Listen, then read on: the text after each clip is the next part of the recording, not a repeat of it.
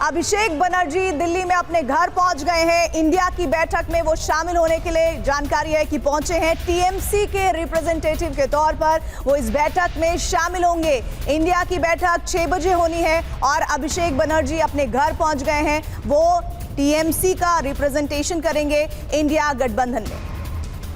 तो देखिए, ये 2 बैठकें इस वक्त जिनमें देश की राजनीति को लेकर अहम फैसले हो रहे हैं। एक तरफ एनडीए की बैठक है तो दूसरी तरफ इंडिया की बैठक है। किस बैठक में कौन कौन शामिल आइए ये हम आपको बता देते हैं।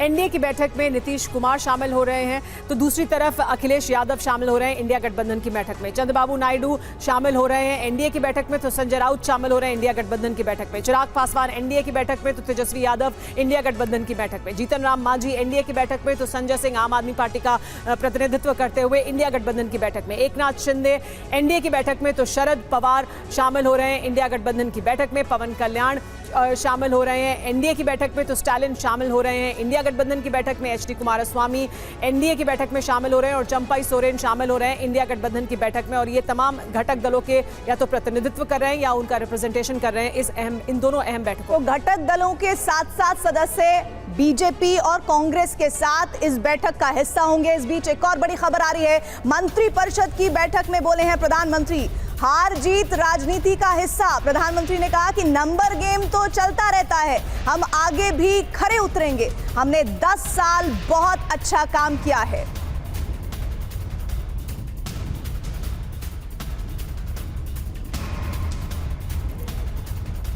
और इस बीच 17वीं लोकसभा के मंत्रियों को मोदी मंत्र भी मिल गया, यानी मोदी जी ने मंत्र भी दे दिया है। मोदी मंत्र क्या है 17वीं लोकसभा के मंत्रियों के लिए, क्या कहा गया है, आइए आपको दिखा देते हैं। तो देखिए, उन्होंने कहा यह है कि हार जीत राजनीति का हिस्सा है।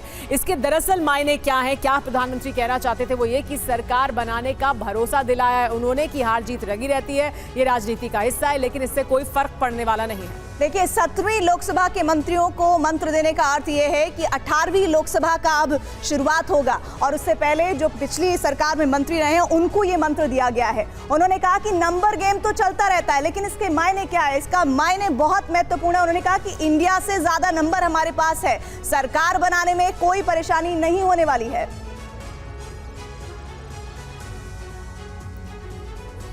जी हाँ, इसके अलावा आपको ये भी बता दें कि 10 साल अच्छा काम किया है, ये कहा है प्रधानमंत्री ने।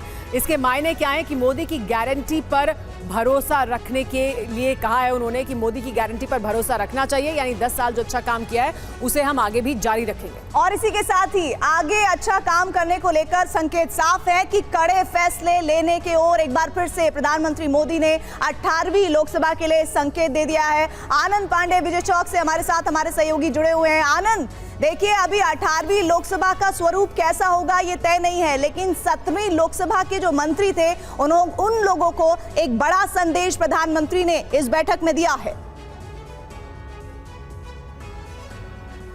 जी बिल्कुल, आज मंत्रिपरिषद की बैठक में जो मंत्री मौजूद थे उनमें से ज़्यादातर मंत्री फिर से जीत कर आए हैं। तो ऐसे में प्रधानमंत्री का ये मंत्र देना, संदेश देना बेहद ज़रूरी हो जाता है। और ऐसे वक्त में भी जब एनडीए ने और बीजेपी ने जो टारगेट रखा था उस टारगेट से कहीं पीछे बीजेपी और एनडीए रह गया।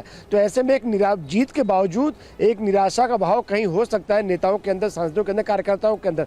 तो ऐसे में प्रधानमंत्री ने अपनी टीम को, अपने मंत्रिपरिषद की उस टीम को जिसके साथ उन्होंने 5 साल देश की सत्ता चलाई, देश के लिए तमाम बड़े बड़े फैसले किए, उसको एक तरह से चीयर अप करने के लिए भी, मोटिवेट करने के लिए भी ये मंत्र दिया है कि हमने 10 साल अच्छा काम किया है और हार जीत लगी रहती है, ये तो बस एक नंबर गेम है, हम जीत कर आ गए हैं 2 टर्म के बावजूद भी, ये बड़ी बात है। और ऐसे में निराश नहीं होना है, बल्कि और आगे हम कैसे बेहतर कर सकते हैं, कैसे विकसित भारत का जो हमने सपना देखा है देश के लिए उसको पूरा कर सकते हैं, उसको पूरा करने की, उसमें जुटने की जरूरत है।